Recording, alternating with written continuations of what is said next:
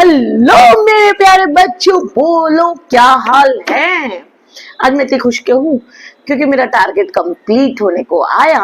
आज मैंने जो सुबह वीडियो बनाया था और आपको गुड मॉर्निंग बोला था, और उस वीडियो में मैंने बोला था कि आज मैं अपनी एक्सरसाइज स्किप करके, वार्म अप स्किप करके आपके पास वीडियो बनाने आ गई हूँ।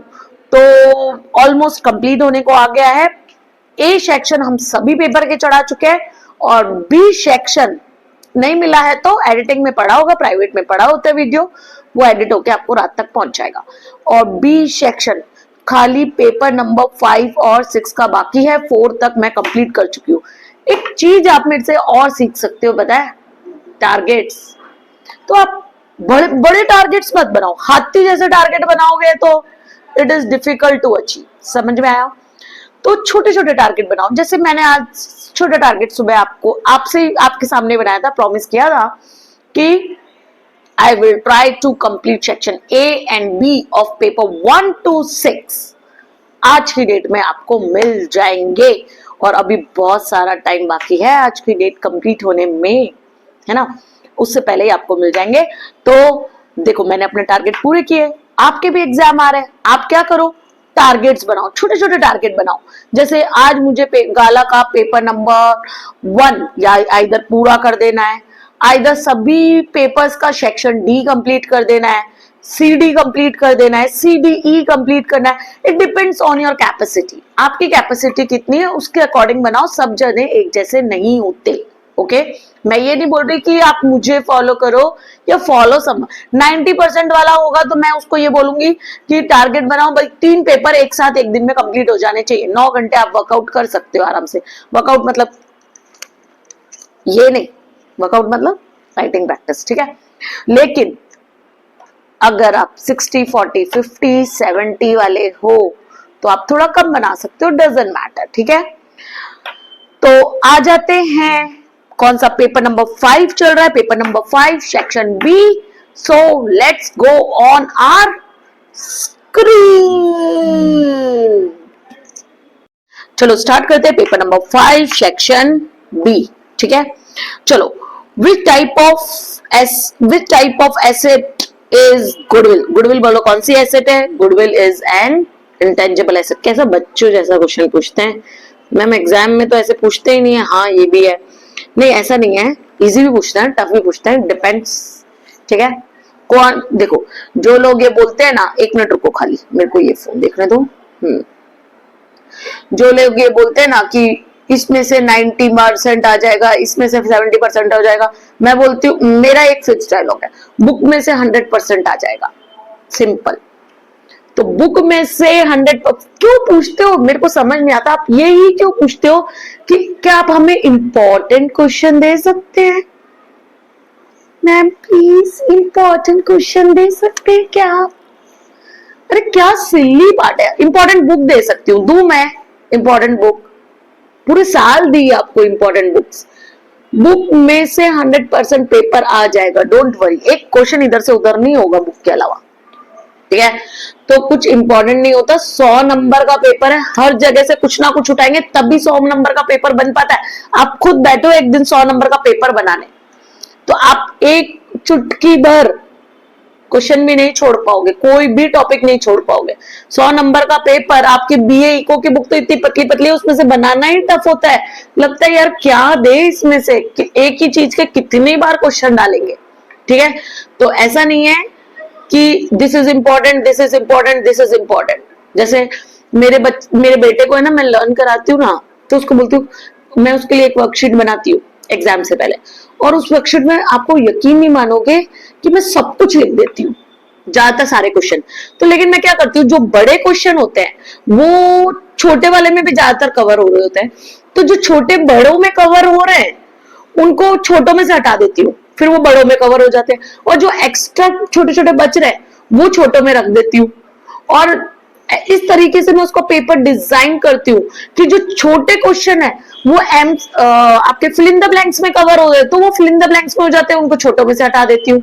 इस तरीके से मैं उसको कुछ पेपर डिजाइन करती हूँ, और उसका बेनिफिट ये होता है कि वो सोचता है सिर्फ वर्कशीट लर्न करनी है मम्मी, पर आपको ये नहीं पता कि वर्कशीट के चक्कर में मैं उसको पूरा चैप्टर लर्न करा डालती हूँ, उसको तो इजी होता है।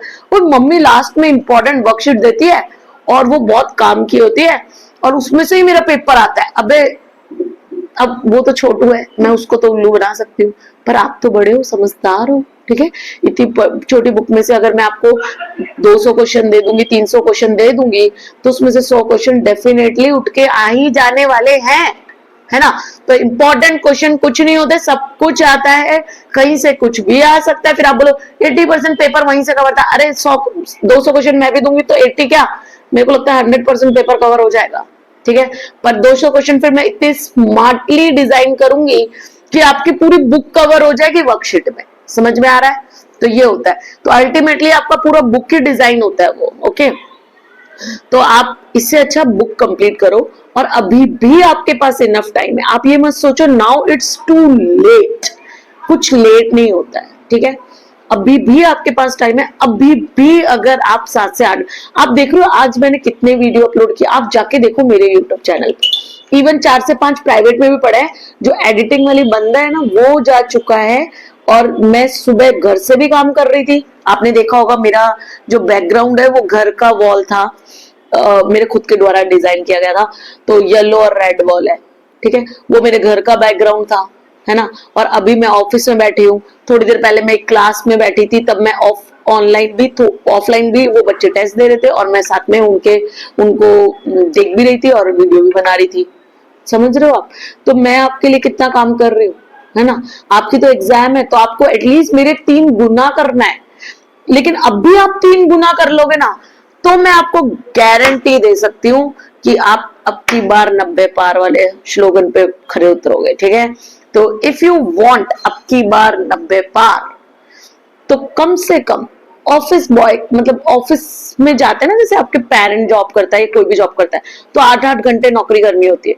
तो आप भी अब की बार 8-8 घंटे अभी से लग जाओ, अभी से 8 घंटे लग जाओ। आज की डेट लिख लो, 23 दिसंबर है और आपकी 26 फरवरी तक एग्जाम है। आप ये 2 महीने भी 8 घंटे काम कर लोगे ना, सिर्फ 8 घंटे मांग लो 24 में से 1/3, तो भी definitely you will able to achieve very good marks in your subjects, okay. So start preparing from today. 8 घंटे तो दे ही सकते हो आप पढ़ाई को, ठीक है। चलो आ जाते हैं हमारे फटाफट मेरे कॉपीराइट स्टेटमेंट पे। कौन सा है? Very good, okay, let's go on our screen. Paper number 5 section B. पीछे बैकग्राउंड स्क्रीन चालू ही थी, बोलना चाहिए ना। चलो स्टार्ट करते हैं। What type of asset is goodwill? इतना बात कराती हो ना, नॉर्मल भी बात करूं तो goodwill is an intangible asset. ये तो बच्चों जैसा टॉपिक है। On which sacrifice ratio is dependent? बताओ सैक्रिफाइस रेशियो किस पे डिपेंड होता है? सैक्रिफाइस रेशियो कब आता है? जब कोई नया पार्टनर आता है, या फिर आपके पुराने पार्टनर्स का प्रॉफिट शेयरिंग रेशियो क्या हो रहा होता है? चेंज हो रहा होता है। तो किसी को सेक्रीफाइस करना पड़ेगा, जब तो चेंज लिया, और कोई व्यक्ति उसका गेन करेगा। कोई व्यक्ति मतलब बाहर का नहीं, आपका पार्टनर, ठीक है। कोई पार्टनर गेन करेगा और कोई पार्टनर सेक्रीफाइस करेगा। और अगर एडमिशन है तो नया पार्टनर आ रहा है तो बेचारा फोकट में तो काम नहीं करेगा ना, ठीक है। तो उसको क्या देना पड़ेगा? आपको प्रॉफिट में हिस्सा देना पड़ेगा। तो आपको पहले 5 रुपए मिल रहे थे, अब आप उसको 1 रुपया, 2 रुपए, 10 रुपए जो भी दे रहे हो अपने हिस्से में से, तो आपके लिए वो क्या बन जाता है? सेक्रीफाइसिंग बन जाता है। तो change in profit sharing ratio. तो सेक्रीफाइसिंग के रेशियो क्या होता है? Change in the sacrifice ratio is the ratio. एक काम करो, यहां से लिखना, the sacrifice ratio is the ratio in which old partners sacrifice their share of profit in favor of new। इसलिए मैंने और लिखा है, कई बार सिर्फ रेशियो चेंज होता है तो भी किसी को सेक्रीफाइस करना पड़ता है, किसी का गेन होता है। और remaining partner, it is calculated when there is change in the existing profit sharing ratio. या तो कोई नया आता है, या फिर if you are changing your existing profit sharing ratio, then the sacrifice ratio is calculated, okay. So ये लिखने की जरूरत नहीं है, ये वाला लिखने की जरूरत नहीं है, ये मत लिखना, ठीक है। पीडीएफ मिल जाएगी आपको बाद में। चलो next, in what proportion or ratio will the remaining partner give their share of the goodwill to the retiring partner और डिजीज पार्टनर। तो रिटायरिंग पार्टनर को गुडविल कौन से रेशो में दी जाती है? तो देखो, जब कोई पार्टनर आता है तो हम सेक्रीफाइस करते हैं, तो जब कोई पार्टनर जाता है तो हम क्या करते हैं? गेन करते हैं। पहले 3 पार्टनर थे, 10 रुपए प्रॉफिट हुआ, आपको 3 में बांटना पड़ा, इक्वली मान लेते रेशो। लेकिन अब 2 ही पार्टनर रह जाएंगे, तो पहले 3.33 समथिंग मिल रहा होगा, पर अब क्या मिल जाएगा आपको? 5 रुपए। तो जब कोई व्यक्ति जाता है, जाने वाले को कौन रोक सकता है? तो जब कोई व्यक्ति जाता है तो आपको क्या मिल जाता है? गेन होता है तो रिमेनिंग पार्टनर्स को। तो उसको कौन से रेशियो में गुडविल दी जाती है? गेनिंग रेशियो में। ठीक है, तो पढ़ते हैं हम क्या लिखा है। The remaining partner compensate the retiring or a deceased partner for their share of goodwill in their gaining ratio. So here is your answer. Okay, which is the ratio in which their share of profit increase? कौन से? और gaining ratio क्या होता है? In which their profit sharing ratio increases. ठीक है, चलो next. How would you deal with the provident fund balance shown in the balance sheet at the time of dissolution? Dissolution हो रहा है तो प्रोविडेंट फंड को आप क्या करते हो? एक्सटर्नल लाइबिलिटी मानते हैं, हम उसको पार्टनर्स में बांटते नहीं है, हम उसको एक्सटर्नल लाइबिलिटी मानते हैं। और अगर आप उसको एक्सटर्नल लाइबिलिटी मान रहे हो तो सारी एसेट एंड लाइबिलिटीज को आप रियलाइजेशन में ले जाकर बंद करते हो, तो इसको भी आप रियलाइजेशन अकाउंट में ले जाकर बंद करते हैं। तो देखते क्या लिखा है। Transfer to the realisation account and paid off as at external liability.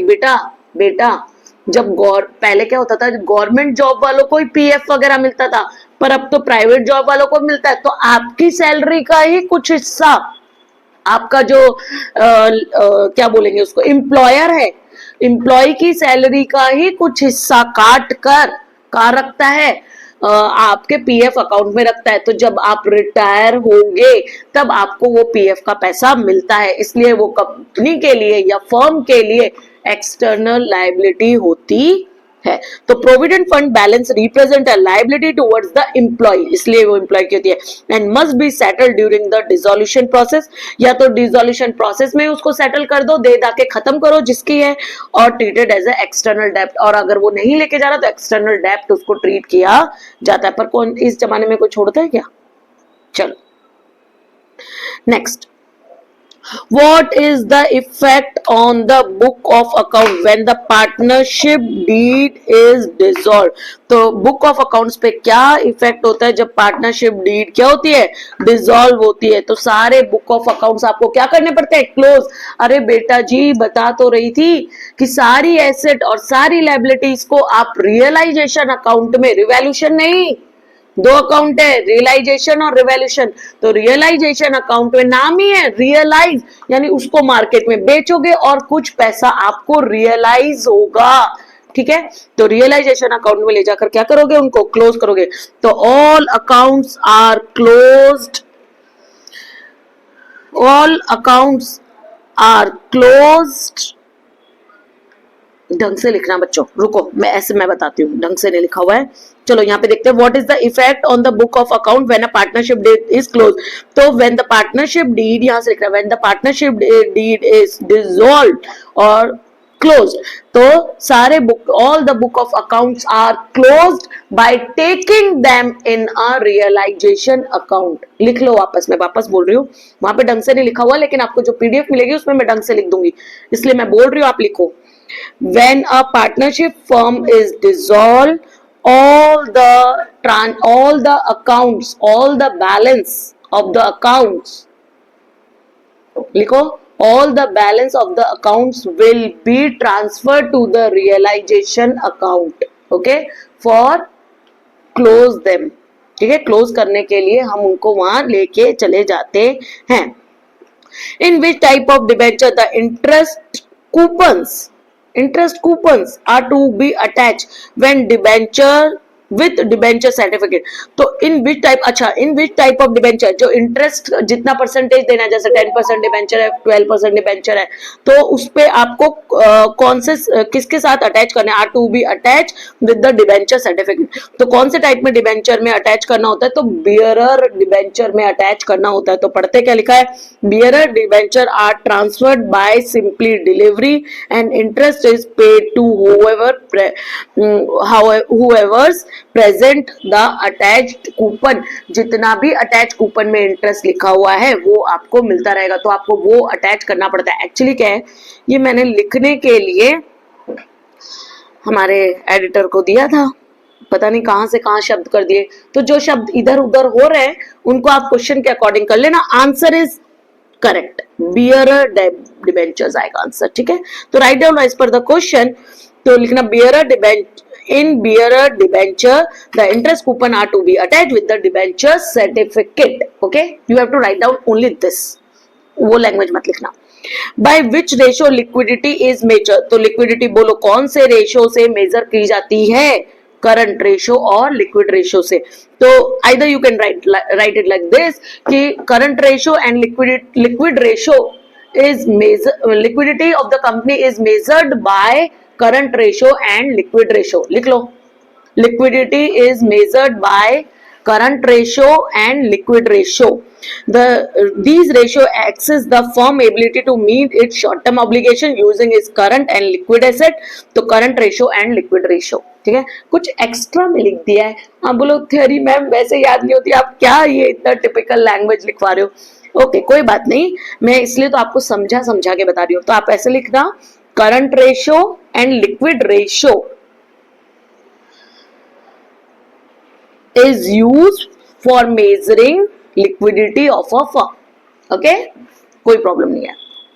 चलो, how many parts are ratio classified into, तो रेशियो कितने पार्ट्स में क्लासिफाइड है, 4 पार्ट्स में क्लासिफाइड है, liquidity ratio, solvency ratio, activity ratio and profitability ratio, 4 parts में classified है, 4 main categories है। चलो नेक्स्ट, हाँ आपको जो पीडीएफ मिलेगा वो मैं करेक्ट कर दूंगी, सिंपल लैंग्वेज कर दूंगी, so it is easy for you to understand, okay.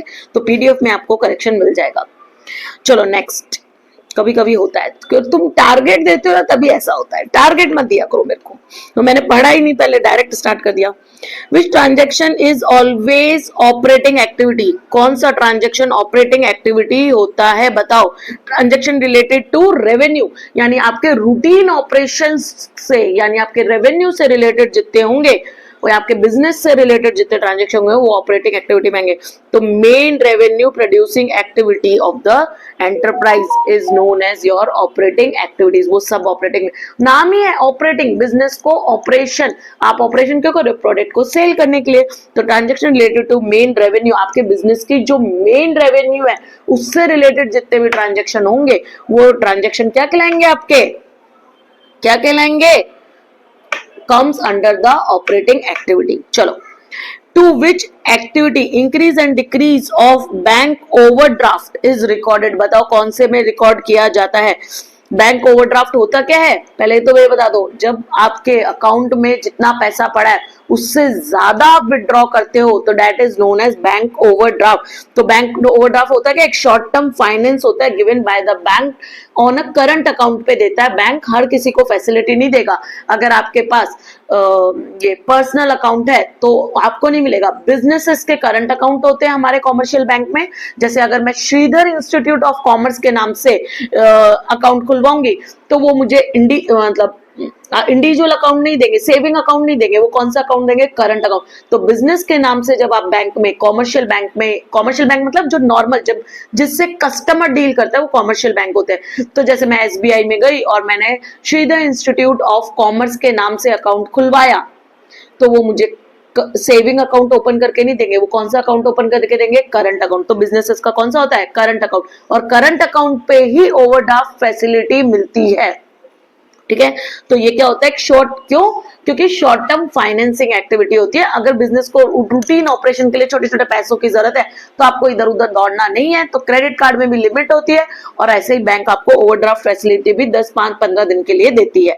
So changes in its balance are classified under financing activity in a cash flow statement. तो उसको कहाँ रिकॉर्ड किया जाता है, क्योंकि आपको एक भले थोड़े से पीरियड के लिए, लेकिन आपको एक फंड मिल रहा है काय के लिए, आप बिजनेस में उसको यूटिलाइज करोगे। तो वो कौन सी एक्टिविटी, मैंने पहले भी बताया था, जैसे आप इक्विटी इश्यू करते हो, प्रेफरेंस इश्यू करते हो, लोन लेते हो, वो सब किस एक्टिविटी के अंदर आता है, फाइनेंसिंग एक्टिविटीज के अंदर आता है। तो ये भी तो एक तरीके से आपके बिजनेस को क्या मिल रहा है, फाइनेंस मिल रहा है। ऑपरेशन जो बाय चांस रुक जाता है, कई बार रॉ मटेरियल अटक जाता है, तो उसके लिए कई लोग तो, पता है आपको, कई लोग तो ओवरड्राफ्ट लेकर शेयर मार्केट में भी लगाते हैं आजकल। आप भी करते हो ऐसा? Very good. तो वो क्या होगा, फाइनेंसिंग एक्टिविटी में आएगा, classified under financing activity in cash flow statement. So if you want to take a screenshot then take it right now. लेकिन जो आंसर मैंने करेक्ट करवाया उसको करेक्ट कर लेना। थोड़ी मतलब ऐसा नहीं है गलत है आंसर, थोड़ा टफ लैंग्वेज दी हुई है और मैंने आपको इजी लैंग्वेज में लिखवाया है। और उसका रीजन ये भी है, मैं चला के लिखती हूँ, पता है ऐसा, ताकि आप पूरा वीडियो देखो। इसलिए मैं एडिटर को पहले ही बोल देती हूँ थोड़ी लैंग्वेज टफ रखना, तो नहीं तो क्या करेंगे, वो लास्ट में जाते हैं स्क्रीनशॉट लेते हैं और बोले हमें आंसर मिल गया। इसलिए जब मैं समझाती हूँ तो इजी लैंग्वेज समझाती हूँ, और जब मैं लिखने के लिए आपको रेडीमेड बनाया दूंगी तो मैं टफ ही दूंगी। चालाक तो हूं मैं बहुत, ठीक है। तो अगर आप स्क्रीनशॉट लेने डायरेक्ट लास्ट में आ गए हो और ये लैंग्वेज जब आप अटको क्वेश्चन नंबर 6 में, क्वेश्चन नंबर 5 में, क्वेश्चन नंबर 4 में, तो पूरा वीडियो देख लेना, वहां मैंने अच्छे से लिखवाया एकदम इजी लैंग्वेज में, ठीक है। चलो, have a nice day and good by two all of you.